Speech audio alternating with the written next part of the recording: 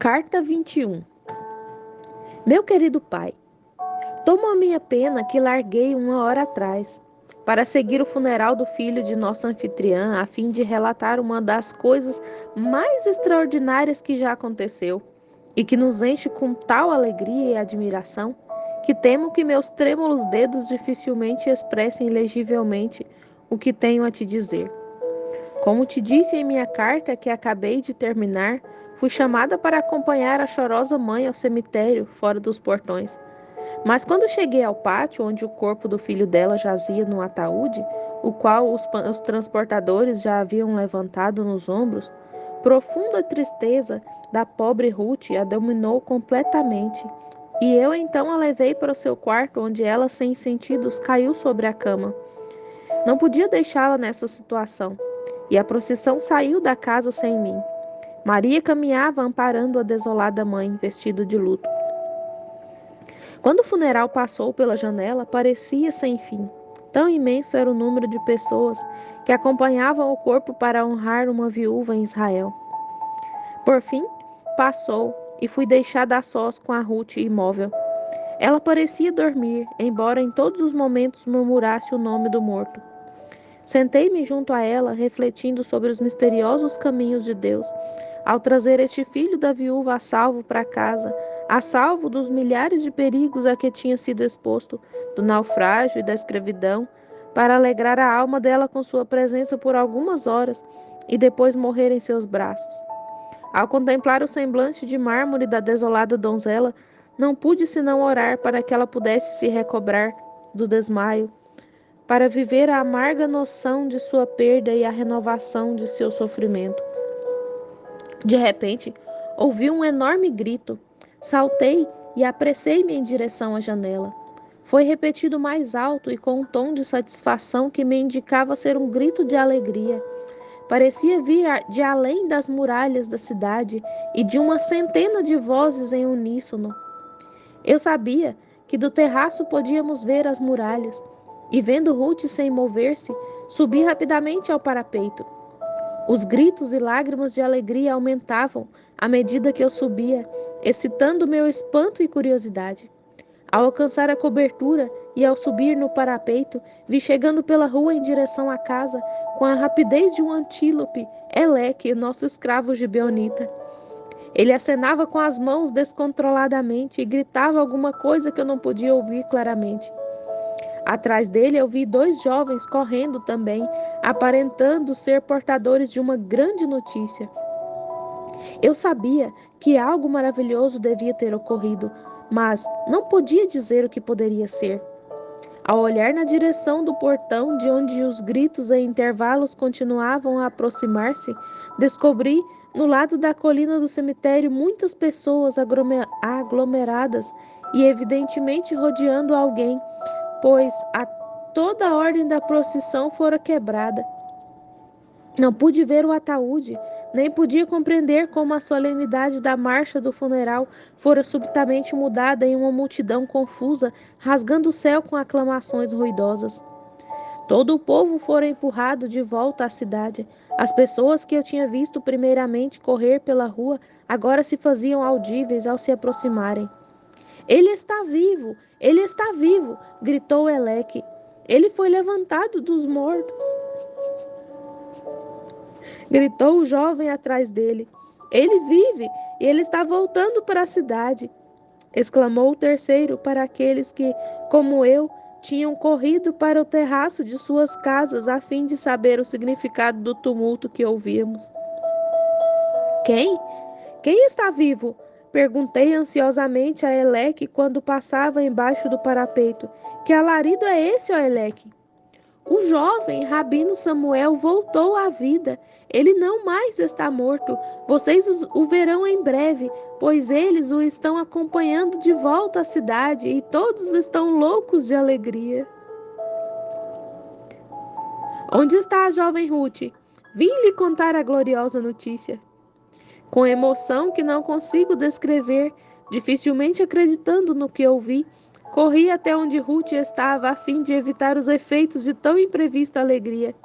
Ao chegar ao aposento, descobri que a voz de Eleque, que tinha gritado a notícia de que era o portador aos ouvidos dela, despertou-a de seu torpor de tristeza. Ruth estava olhando para ele de forma descontrolada e incompreensível. Corri para ela e, envolvendo-a em meus braços, disse: Querida Ruth, há notícias, boas notícias. Deve ser verdade. Ouça os gritos de alegria em toda a cidade. Vivo, ela repetiu, sacudindo a cabeça. Não, não. Sim, lá, disse ela, erguendo os olhos lindos e brilhantes para o céu, apontando para cima. Mas na terra também, gritou Eleque com força. Eu o vi sentar-se e o vi falar, como sempre fez. Como foi isso? Deixe-me saber tudo, gritei. Como? Quem poderia ter feito tal milagre senão o poderoso profeta que vimos em Jerusalém? Ele respondeu. Jesus? Exclamei com alegria. Quem mais poderia ser? Sim, ele encontrou o ataúde logo abaixo do. Mas aqui vem eles. Eleque foi interrompido em sua narrativa pelo barulho crescente de vozes nas ruas e as passadas de centenas de pés. No momento seguinte, o quarto estava cheio de uma multidão das mais excitadas pessoas, algumas chorando, algumas rindo, como se estivessem fora de si. No meio delas eu vi Samuel andando, vivo e bem, e sua mãe agarrando-se a ele como uma videira a um carvalho. Onde está Ruth? Ele gritou. Oh, onde ela está? Deixe-me fazê-la feliz com a minha presença. Olhei para ele com espanto, como se tivesse visto um espírito. Ruth tão logo ouviu a voz de Samuel, deu um grito de alegria. Ele vive, ele de fato vive. E saltando adiante foi salva de cair no chão ao ser abraçada em seu peito másculo. Vamos nos ajoelhar e agradecer a Deus, disse ele. Por alguns instantes a cena foi solene e tocante, acima de qualquer espetáculo já exibido na terra. O recém-ressuscitado dos mortos ajoelhou-se no meio do chão, com sua mãe à direita, com a cabeça apoiada no ombro dele e Ruth agarrada no seu braço esquerdo, firmemente abraçada ao jovem, como se ele fosse um anjo que pudesse abrir as asas e subisse, deixando-a para sempre. Maria e eu nos ajoelhamos ao lado dela e todas as pessoas curvaram a cabeça em adoração, enquanto ele ergueu a voz em agradecimento ao doador da vida e da saúde, por lhe restaurá-las. Quando ele realizou esse primeiro dever sagrado, ele se levantou e recebeu todos os nossos abraços. Centenas vieram ver seu rosto e todas as línguas eram eloquentes em louvar o poder de Jesus. E onde está o santo profeta? Perguntei a Maria. Será ele esquecido em toda a nossa alegria? Já agradecemos a ele de todo o nosso coração e banhamos suas mãos com lágrimas de gratidão. Ela respondeu. Mas quando quiseram trazê-lo para a cidade em triunfo, ele escapou na confusão e ninguém mais o viu. Mas João, que estava com ele, disse-me que entraria na cidade logo depois que a calma se estabelecesse e o traria à nossa casa. Oh, então o verei e também lhe agradecerei, disse. Conte-me, Maria, os detalhes desse maravilhoso milagre, pedi-lhe, porque, embora visse Samuel agora sentado e mesmo comendo no quarto, servido por sua alegre mãe e feliz Ruth, enquanto todos observavam se ele realmente comia e, embora acreditasse no poder de Jesus para fazer todas as coisas, eu dificilmente podia compreender que aquele a quem vira ser carregado como um morto no seu ataúde estava agora sentado à mesa, participando da comida, vivo e bem.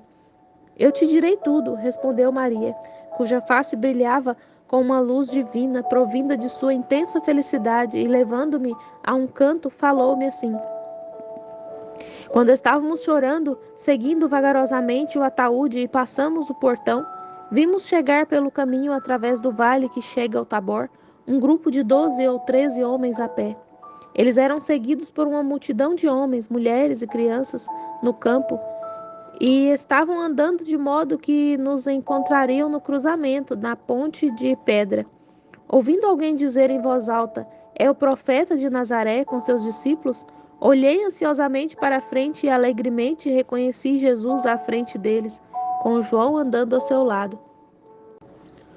Oh, Se Jesus estivesse em Naim quando seu filho estava doente, eu disse à viúva, apontando-o para ela, enquanto ele e seus acompanhantes pararam à entrada da porta, afastando-se para um lado. Por ser o caminho muito estreito para ambos os grupos atravessarem ao mesmo tempo, ao olhar para Jesus e notando seu semblante benigno, e quão dolorosamente ele olhou para a viúva, e ela refletindo como ele poderia ter impedido seu filho de morrer se ele estivesse em Naim, a pobre mulher já não pôde mais controlar sua tristeza que surgiu novamente, e cobrindo o rosto com o véu, chorou tão violentamente que todos os olhos se voltaram piedosamente para ela. Observei que o olhar do santo profeta pousou sobre ela com compaixão. E quando a viúva chegou em frente ao lugar onde ele estava, Jesus avançou um passo em nossa direção e disse numa voz de emocionante compaixão: Não chores, mãe. Teu filho viverá novamente. Eu sei, ó Rabi, no último dia, respondeu. Ele era tão nobre, tão jovem, era tudo para mim. Estivera ausente tantos meses em terras distantes e apenas voltar para casa para morrer. Eu sei que tu és um profeta vindo de Deus e que todas as boas obras te seguem. Oh, se tiveras aqui, meu filho não precisava ter morrido. Tua palavra o teria curado. Mas agora ele está morto, morto, morto. A desolada mãe então derramou lágrimas novamente. Mulher, não chore. Eu restituirei teu filho. Que disse ele? Exclamaram alguns fariseus que estavam no funeral. Que ele levantaria um morto? Isto está indo muito longe. Somente Deus pode ressuscitar os mortos. E eles sorriram e zombaram. Mas Jesus colocou sua mão sobre a mortalha que cobria o cadáver e disse àqueles que levavam o corpo: Coloquem o esquife no chão. Eles imediatamente pararam e obedeceram. Jesus então se adiantou em meio ao silêncio que foi feito e, descobrindo o rosto pálido, tocou a mão do jovem morto e disse numa voz alta e com autoridade: Jovem, eu te digo, levanta-te. Houve um momento de aflitiva quietude entre a vasta multidão. Todos os olhos estavam fixos no esquife. A voz foi ouvida pelo espírito do morto, que voltou ao seu corpo. Houve a princípio uma viva e tremenda emoção do corpo, até então inerte. Cores brilharam na face lívida, as pálpebras se abriram e ele fixou os olhos em Jesus. Aí ele ergueu as mãos e moveu os lábios. Em seguida, sentou-se no ataúde e falou alto numa voz natural, dizendo: Eis que estou aqui. Jesus então tomou-o pela mão, ajudando-o a sair do ataúde pelos próprios pés. Levou-o à mãe dele e entregou-o a ela, dizendo: Mulher, eis o teu filho. Ao ver esse milagre, o povo gritou de alegria e admiração. Mas também um grande temor tomou posse de todos nós, e erguendo as vozes, aqueles que há pouco choravam e lamentavam o morto, glorificaram a Deus, dizendo: Deus de fato visitou o seu povo Israel. Um grande profeta se levantou entre nós. O Messias chegou, e Jesus é o verdadeiro Cristo, com as chaves da morte e do inferno. Com tais palavras, exclamações e grandes gritos de júbilo, a multidão cercou o jovem restabelecido e pôs-se a segui-lo para acompanhá-lo de volta à cidade, a grande massa do povo sendo atraída mais pelo ressuscitado do que pela augusta pessoa por quem o ato tinha sido praticado. Procurei Jesus para lançar-me aos seus pés, mas ele se afastou da homenagem e gratidão que a sua misericórdia para conosco havia despertado. Assim, a humildade é um elemento de todo o poder. Tal, meu querido pai, é a narrativa da restauração à vida do jovem Samuel, filho de Sara, a viúva de Naim. Relatarei uns simples esboços. Isso não falhará em dominar a sua crença. O milagre foi realizado abertamente, na presença de milhares de pessoas. Os opositores de Jesus, hostis escribas e fariseus, não negam o milagre, pois estavam convencidos da realidade da morte do jovem, pois ele morreu, como disse antes, de peste, e o seu corpo era uma visão repugnante para aqueles que o viram. Contudo, é maravilhoso relatar que quando a vida lhe foi restaurada pelo poder de Jesus, Ele se sentou livre de todos os sinais externos da doença pútrida, sua pele limpa, macia e com aspecto corado de saúde e beleza masculina. Nenhum homem poderia duvidar, portanto, de que um milagre havia sido realizado, e um dos mais extraordinários, pois jamais se ouviu que os mortos fossem restaurados à vida pelo poder de um homem. Esse milagre da ressurreição de Samuel, filho da viúva, levou centenas hoje a confessar seu nome e crer nele como ungido Siló de Israel. Depois de escrever o que foi dito acima, conversei com Samuel sobre a consciência que teve de estar morto. Ele respondeu que parecia ter estado em um sonho, cuja corrente agora estava quebrada e não podia ser lembrada de novo. Fragmentos, disse ele, de uma condição deliciosa de esplendor, de glória e felicidade, de música inefável e cenas indescritíveis passaram por minha mente por alguns momentos, depois de me levantar, mas atualmente elas se diluíram. Posso agora somente lembrar que houve isso. Quando me descobri no caixão, não senti surpresa, pois o fato de que eu estava sendo levado ao meu enterro parecia intimamente apresentar-se à minha reanimada consciência de que houve tal. Muitos médicos vieram vê-lo durante o dia e lhe fizeram muitas perguntas profundas sobre o estado da alma fora do corpo físico, mas ele não pôde lhes dar nenhuma explicação, tudo lhe parecendo fragmentos brilhantes de uma visão deslumbrante. Jesus entrou na cidade ao entardecer e ficou conosco. Tu devias ter testemunhado como a gratidão da feliz mãe e da não menos feliz Ruth foi demonstrada. Elas anteciparam-se a cada desejo dele e pareciam desejar que ele tivesse 1000 necessidades a fim de que elas pudessem atendê-las. Mas sua vida é simples, suas necessidades são poucas.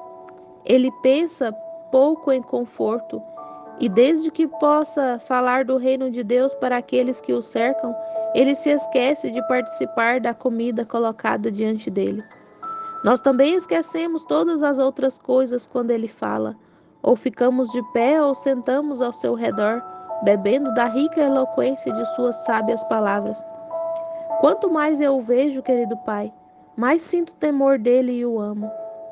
Maria deve tornar-se amanhã noiva de João, e Jesus estará presente no casamento, pois, enquanto censura severamente o pecado e a loucura, ele santifica com a sua presença o sagrado rito do casamento que Deus ordenou. No próximo mês, a feliz Ruth casará com o nobre jovem, a quem ela recebeu tão maravilhosamente vivo de entre os mortos. Na tarde do 8º dia, contando a partir de hoje, partirei daqui, com João e Maria, para Jerusalém, de onde te escreverei novamente. Tua afetuosa filha, Adina.